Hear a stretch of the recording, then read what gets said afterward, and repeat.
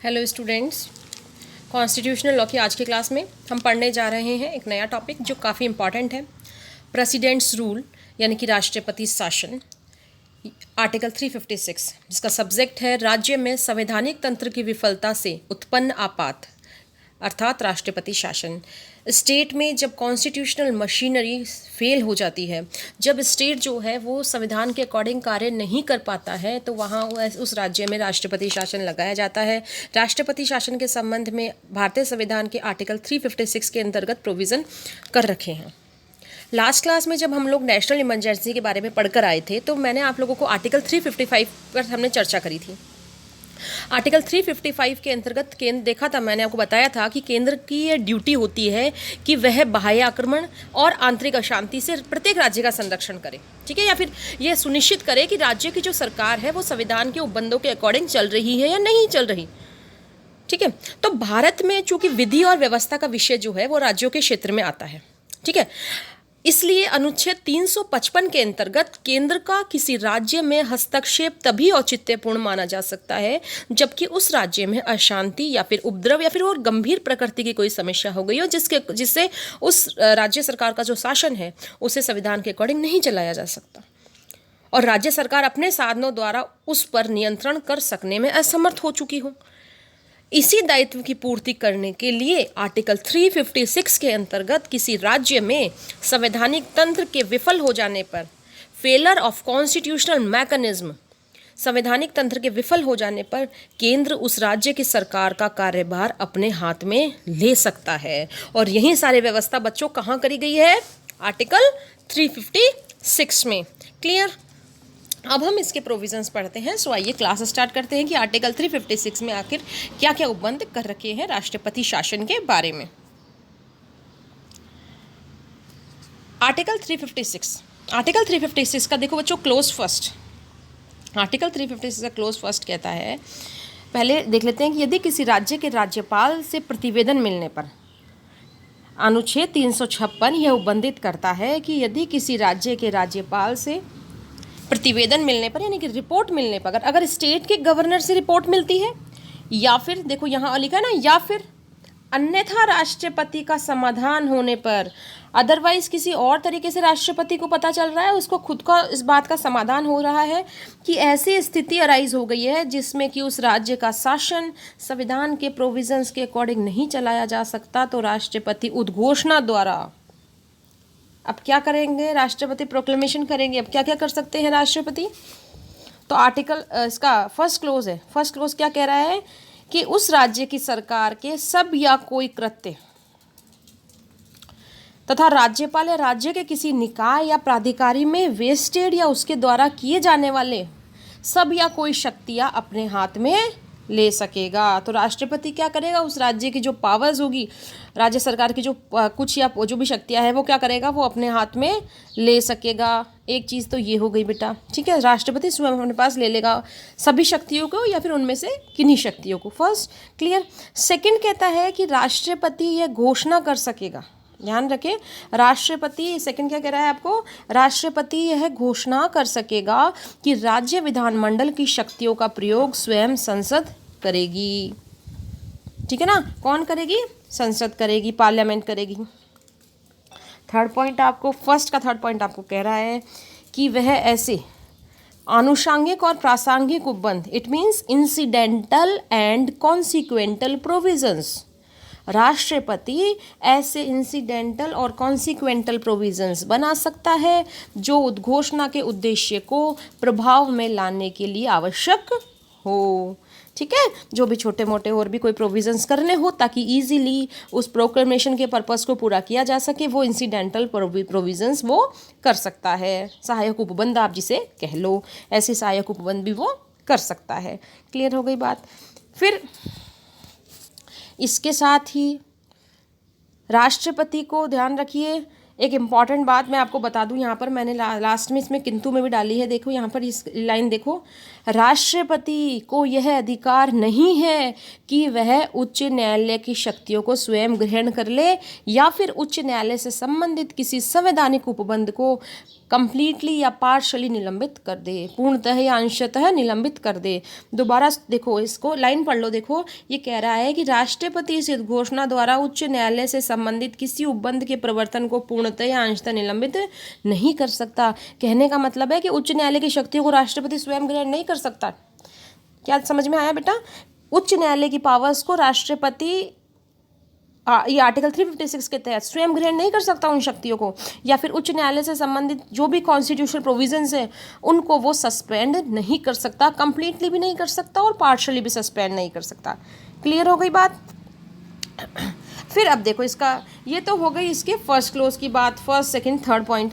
अब इसका second close कहता है हमको कि ऐसी किसी उद्घोषणा को राष्ट्रपति पश्चातवर्ती उद्घोषणा द्वारा वापस ले सकता है या उसमें किसी प्रकार के चेंजेस कर सकता है। तो यहाँ पर सेकंड खंड क्लोज जो है आपका आर्टिकल 356 का जो सेकंड क्लोज है वो उसका सब्जेक्ट क्या हुआ बेटा? उसका सब्जेक्ट हुआ उद्घोषणा में किसी प्रकार के चेंजेस या फिर उसका वापस लिया जाना, रिवोकेशन ऑफ प्रोक्लेमेशन। ठीक है, तो रिवोकेशन की बात करता है कि किस तरह से वापस जो है इमरजेंसी को, स्टेट इमरजेंसी जो प्रेसिडेंट रूल लगा दिया गया है, किस तरह से उसे रिवोक किया जा सकता है या फिर किस तरह से उसमें चेंजेस किए जा सकते हैं। तो यहाँ पर आर्टिकल 356 का क्लोज 2 प्रेसिडेंट को पावर देता है कि वो पश्चातवर्ती किसी उद्घोषणा द्वारा, भाई एक बार तो उसने प्रोक्लेमेट कर दिया, इमरजेंसी लगा दी उस स्टेट में, ठीक है, प्रेसिडेंट रूल अप्लाई कर दिया, लेकिन वो उसको बाद में उसमें किसी प्रकार के चेंजेस भी कर सकता है, वो उसको बाद में वापस भी ले सकता है। क्लियर हो गई बेटा बात? अब बात आती है हमारे सामने क्लोज 3 की। क्लोज 3 इज अबाउट उद्घोषणा की अवधि, ड्यूरेशन ऑफ प्रोक्लेमेशन, यानी कि ये जो उद्घोषणा होगी इसकी अवधि के बारे में हम बात करेंगे। तो ध्यान रखो, आर्टिकल 356 का क्लोज 3, एक छोटी सी बात आपको इसमें याद रखनी है, 2 माह में संसदीय अनुमोदन आवश्यक।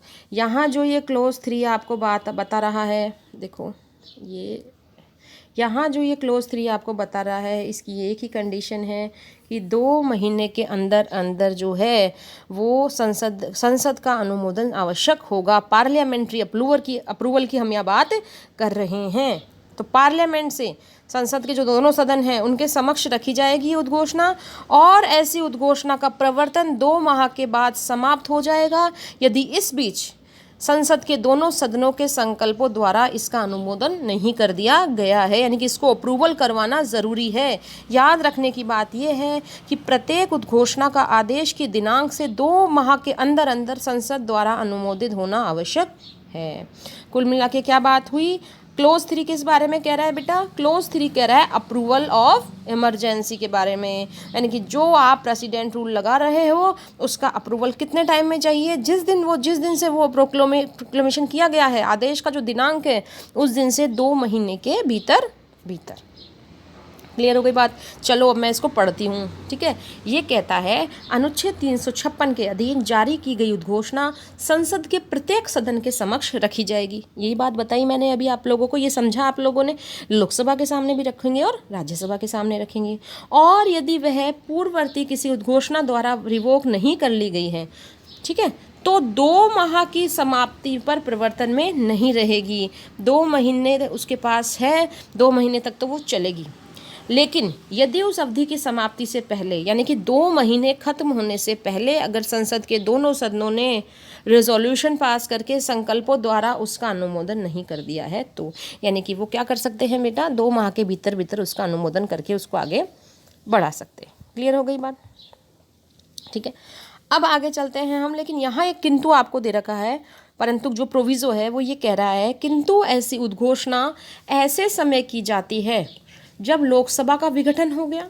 मान लीजिए लोकसभा विघटित हो गई, लोकसभा नहीं है, या लोकसभा का विघटन 2 माह की अवधि के दौरान हो जाता है, ठीक है ना। एक तो कंडीशन क्या है यहाँ, परंतु कि यदि कोई उद्घोषणा उस समय की जाती है जब लोकसभा विघटित हो गई, या तो लोकसभा है ही नहीं, उस समय डिसॉल्यूशन हो गया लोकसभा का, या फिर लोकसभा का विघटन 2 माह के ड्यूरेशन के दौरान हो जाता है, और यदि उद्घोषणा का अप्रूवल करने वाला संकल्प राज्यसभा द्वारा पारित कर दिया जाता है। केवल किसके द्वारा पारित कर दिया जाता है? राज्यसभा के द्वारा। परंतु ऐसा संकल्प लोकसभा द्वारा पारित नहीं किया गया है।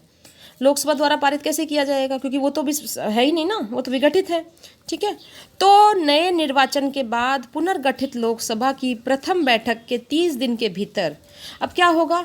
चूंकि लोकसभा का क्या हो गया था? विघटन हो गया था। अब बच्चों, लोकसभा का विघटन होने का मतलब है अब सरकार नहीं है, नई लोकसभा आएगी, नई सरकार आएगी। ठीक है, तो नई लोकसभा बनेगी। तो ये क्या कह रहा है आपको कि जब नए इलेक्शंस के बाद पुनर्गठित लोकसभा की प्रथम बैठक के, जब पुनर्गठित लोकसभा आएगी, जब उसकी फर्स्ट सिटिंग होगी प्रथम बैठक के 30 दिन के भीतर ऐसे संकल्प का लोकसभा द्वारा अनुमोदन आवश्यक है, अन्यथा उद्घोषणा प्रवर्तन में नहीं रहेगी। समझ में आई बात? ये क्या कह रहा है आपको? ये कह रहा है आपको, दोबारा सुन लो एक बार, फिर हम आगे और चलते हैं क्लोज 4 पे। ठीक है ना, अभी तक तो आप यहाँ तक ही क्लोज 3 तक ही बात कर रही हैं हम लोग, है ना बेटा, यहीं तक पढ़ रहे हैं। अभी तक क्लोज 3 पर ही चर्चा कर रहे हैं हम, क्लोज 4 पर अभी नहीं पहुँचे हैं। पहले क्लोज 3 क्या कह रहा है आपको? ये कह रहा है आपको, सिंपल सी बात है, आपको क्या कह रहा है जो मैंने अभी आपको समझाई, इसे रीड आउट कर लो। किंतु यदि उद्घोषणा ऐसे समय की जाती है जब लोकसभा का विघटन हो गया, लोकसभा का डिसोल्यूशन हो गया है, या 2 मास की अवधि के दौरान बीच में ही हो गया, मतलब अप्रूवल करने से पहले ही वो विघटित हो गई लोकसभा और राज्यसभा ने उसका अनुमोदन कर दिया, किंतु लोकसभा द्वारा अनुमोदित नहीं किया गया अभी तक, तो पुनर्गठन के बाद पुनर्गठन के बाद लोकसभा की जो प्रथम बैठक होगी उससे 30 दिन की समाप्ति पर वो प्रवर्तन में नहीं रहेगी। यानी कि 30 दिन के भीतर वो उसका अनुमोदन कर दे तो ठीक है, अदरवाइज वो उद्घोषणा प्रवर्तन में नहीं रहेगी। ठीक है, ये बात समझ में आ गई? अब आ जाओ आगे। अब कहता है हमको क्लोज 4 हमको बताता है कि जो 2 माह हम पढ़कर आ रहे हैं, अभी पिछले क्लोजेस में हमने जो 2 मंथ्स का जिक्र करा कि भाई 2 महीने के अंदर अंदर आप उसको अप्रूवल कर दो, तो ये कह रहा है कि यदि दिमाग में क्वेश्चन आना चाहिए कि यदि 2 महीने में पार्लियामेंट्री अप्रूवल मिल जाए तो उद्घोषणा की अधिकतम अवधि कितनी रहेगी? तो वो जो प्रोक्लेमेशन है, जो इमरजेंसी है, वो कब तक चलेगी? तो उसका जवाब कौन दे रहा है हमको? उसका जवाब दे रहा है हमें क्लोज 4 कह रहा है हमें कि यदि इस 2 महीने में सदन ने उद्घोषणा को अनुमोदन कर दिया, मतलब जो संसद के दोनों सदन हैं उन्होंने अप्रूवल कर दिया है, तो ऐसी अनुमोदित उद्घोषणा 6 महीने तक लागू रहेगी। देखो मैंने लिखा भी है ना, वह 6 मास तक प्रवर्तन में रहेगी। ठीक है, फिर आगे कहता है, आगे ये कह रहा है आपको कि और यदि मान लो अब जैसे 6 महीने खत्म हो गए, अब उसके बाद अभी आगे भी स्थिति असामान्य नहीं हुई है, उस पर्टिकुलर राज्य में चुनाव नहीं कराए जा सकते हैं, तो क्या होगा? तो ऐसे में अगर आगे बढ़ाना है उसको, प्रेसिडेंट रूल को में आगे बढ़ाना है, राष्ट्रपति शासन को, तो ऐसे में क्या होगा? यदि इसे आगे प्रभावी बनाए रखना है तो हर 6 माह पर अनुमोदन आवश्यक होगा। 6 महीने से क्या होगा? उसको बढ़ाना होगा। पर यहाँ इम्पॉर्टेंट बात और सुन लो, इम्पॉर्टेंट बात ये है कि किंतु कोई भी ऐसी उद्घोषणा किसी भी कंडीशन में 3 वर्ष से अधिक प्रवर्तन में नहीं रहेगी। मतलब आप स्टेट इमरजेंसी 3 वर्ष से अधिक नहीं बढ़ा सकते हो किसी भी कंडीशन में। समझ में आ गई बात? और इसी में एक छोटा सा, इसमें भी आपका एक परंतुक है, वही वाला जो पहले अभी हम ऊपर पढ़ कर आए हैं कि इस 6 माह के दौरान अगर लोकसभा का विघटन हो जाता है, ठीक है ना, जिस टॉपिक अभी हम पढ़ कर आए ना, वैसा इसमें भी है आपका कि 6 महीने तक प्रवर्तन में कराओगे, बार बार आपको दोनों सदनों से अनुमोदन की जरूरत होगी, तो आप 3 साल तक बढ़ा सकते हो। 3 साल से अधिक आप बढ़ा नहीं सकते। लेकिन जो ये 6 महीने वाला ड्यूरेशन है, इस दौरान अगर लोकसभा का विघटन हो जाए तो क्या करोगे? तो ये कहता है यदि 6 माह की ऐसी अवधि के दौरान लोकसभा का विघटन हो जाता है और ऐसी उद्घोषणा को लागू बनाए रखना, प्रवर्त बनाए रखने का अनुमोदन करने वाला संकल्प राज्यसभा ने पारित कर दिया, तो क्या होगा? पुनर्गठित लोकसभा, जब नई लोकसभा गठित होगी, उसकी प्रथम बैठक के 30 दिन के भीतर इसका अनुमोदन जरूरी है, अन्यथा ऐसी उद्घोषणा समाप्त हो जाएगी। क्लियर हो गई बात? अब बच्चों ये चीज़ तो हम लेंगे क्या पढ़ ली, ये यहाँ तक तो हमने पढ़ लिया। आर्टिकल 356 का हमने क्लोज 4 देख लिया। अब हम लोग 356 का क्लोज 5 पे चलेंगे। उससे पहले एक बहुत इंपॉर्टेंट बात, 44th कॉन्स्टिट्यूशनल अमेंडमेंट एक्ट 1978। देखो, अब ये व्यवस्था चली आ रही थी। अब ये व्यवस्था चली आ रही थी, इस व्यवस्था में कुछ खामियां थी कि भाई 3 साल तो बहुत ज़्यादा हो गए, ठीक है, जैसा कि अभी हमने देखा, ठीक है ना। तो यहाँ पर 44th कॉन्स्टिट्यूशनल अमेंडमेंट एक्ट 1978 द्वारा आर्टिकल 356 के क्षेत्र को काफ़ी सीमित कर दिया गया। संसद द्वारा अनुमोदित हो जाने पर आपात उद्घोषणा 6 माह तक प्रवर्तन में रहेगी। ये बात तो हमारे पास है। एक बार में इस अवधि को 6 माह के लिए बढ़ाया जा सकता है, ये भी आप लोग पढ़कर आ गए। संशोधन अधिनियम ने एक नया खंड 5 जोड़कर, अब देखो बेटा, आर्टिकल 356 में क्लोज 5 जोड़ा गया और यह उपबंधित कर दिया गया कि 1 वर्ष से अधिक अवधि के लिए आपात को जारी रखने वाला संकल्प किसी भी सदन द्वारा पारित नहीं किया जाएगा जब तक कि ये 2 कंडीशंस कंप्लीट नहीं हो जाती। हमने पहले क्या पढ़ा था कि 3 वर्ष से अधिक अवधि नहीं बढ़ा सकते। आप 3 वर्ष तक 6-6 महीने का बार बार अप्रूवल लेके कर सकते हो, ठीक है ना। लेकिन फिर यहाँ पर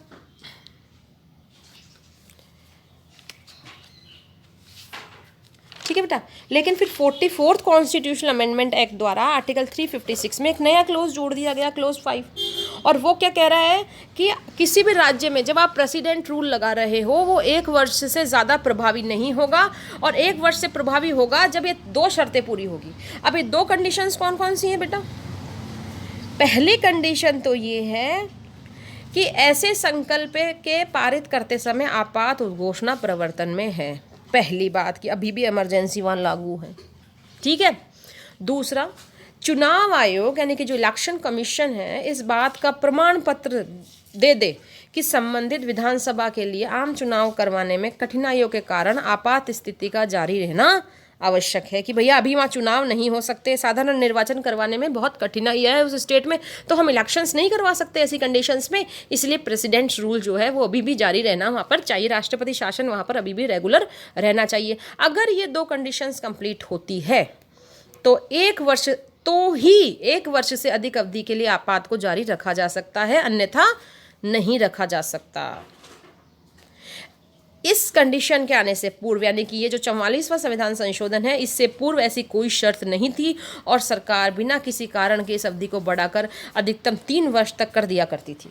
समझ में आ गई बेटा बात? तो ये बहुत इंपॉर्टेंट आपका ये रहा। अब बात करते हैं हम लोग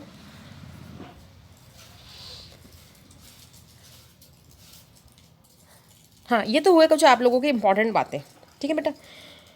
अब बात करते हैं हम लोग इसकी कि आर्टिकल 356 के अधीन यह कहा गया है कि ऐसी उद्घोषणा राष्ट्रपति के समाधान के आधार पर ही की जाती है। मैंने अपने स्टार्टिंग में एक शब्द पढ़ा ना अपने क्लोज फर्स्ट में कि राष्ट्रपति का समाधान हो जाएगा तो ही, एक सेकेंड, ठीक है, राष्ट्रपति का समाधान होने पर भी वो स्टेट इमरजेंसी लगा सकता है। 42वें संविधान संशोधन 1976 द्वारा आर्टिकल 356 में एक नया परंतुक जोड़ा गया और ये स्पष्ट कर दिया गया था कि राष्ट्रपति के समाधान को न्यायालय में चुनौती नहीं दी जा सकती। कहने का मतलब एक ऐसा भी हो सकता है ये था या होने की संभावना थी कि कहीं पर भी किसी स्टेट में बेवजह या अनर्गल किन्हीं कारणों की वजह से या राजनीतिक तालमेल के अभाव के कारण या अन्य कोई भी कारण हो, उचित कारण नहीं है, किसी अनुचित कारण से भी स्टेट इमरजेंसी लगाई जा सकती थी। ऐसा भी हो सकता था क्योंकि क्या था कि 42वें संविधान संशोधन द्वारा ये स्पष्ट कर दिया गया था कि राष्ट्रपति के समाधान मतलब राष्ट्रपति का समाधान, राष्ट्रपति को समझ में आ गया कि भैया हाँ फला राज्य में तो स्टेट इमरजेंसी लगाई जानी चाहिए, राष्ट्रपति शासन होना चाहिए तो होगा। न्यायालय में आप उसको चैलेंज नहीं कर सकते हो, ये कहा गया 42वें संविधान संशोधन में। But in 44th constitutional amendment act 1978 44वें संविधान संशोधन अधिनियम 1978 द्वारा इस परंतु को पुनः निकाल दिया गया, वापस से इसको हटा दिया गया, इस प्रोविजो को। इसके परिणाम स्वरूप इस मामले में राष्ट्रपति के समाधान का न्यायिक पुनर्विलोकन किया जा सकता है। देखिए, it is a subject of judicial review. ध्यान रखिए, ये बहुत इंपॉर्टेंट बात है। और किस अमेंडमेंट एक्ट के द्वारा बनाया गया? बाय 44th कॉन्स्टिट्यूशनल अमेंडमेंट द्वारा, कि भाई राष्ट्रपति के समाधान का न्यायिक पुनर्विलोकन किया जा सकता है, उसे चेक किया जा सकता है कि क्यों लगाया आखिर में स्टेट इमरजेंसी फला स्टेट में। अर्थात यदि उद्घोषणा दुर्भावना से प्रेरित होकर की गई है और उसमें उल्लेखित कारणों को राष्ट्रपति के समाधान से कोई युक्तियुक्त संबंध नहीं है तो न्यायालय उसे असंवैधानिक घोषित कर सकते हैं। इसके बाद इसके साथ ही एसआर बोमई के बाद की अगर हम लोग बात करते हैं, SR Bommai versus union of India 11 मार्च 1994, इस मामले में उच्चतम न्यायालय के नौ न्यायाधीशों की पीठ ने यह डिसाइड किया कि आर्टिकल 356 के अधीन राष्ट्रपति द्वारा राज्यों में राष्ट्रपति शासन लागू करने के लिए की गई उद्घोषणा न्यायिक पुनर्विलोकन के अधीन है और राष्ट्रपति के समाधान के लिए युक्त कारणों का होना एक पूर्ववर्ती शर्त है। न्यायालय इसकी जांच कर सकते हैं कि वे कारण विद्यमान थे या नहीं जिनके आधार पर राष्ट्रपति ने उद्घोषणा की थी। कुल मिलाकर एसआर बोमई के मामले में सुप्रीम कोर्ट ने यह डिसाइड कर दिया, हेल्ड आउट कर दिया कि आर्टिकल 356 के अधीन जो राष्ट्रपति ने जो निर्णय लिया है कि किसी पर्टिकुलर राज्य में राष्ट्रपति शासन लगना चाहिए, उस मामले की जांच की जा सकती है कि किन आधारों पर आपने इस मामले में इस राज्य में राष्ट्रपति शासन लगाया है। ठीक है, तो ये हुई बेटा एसआर बोमई तक की बात।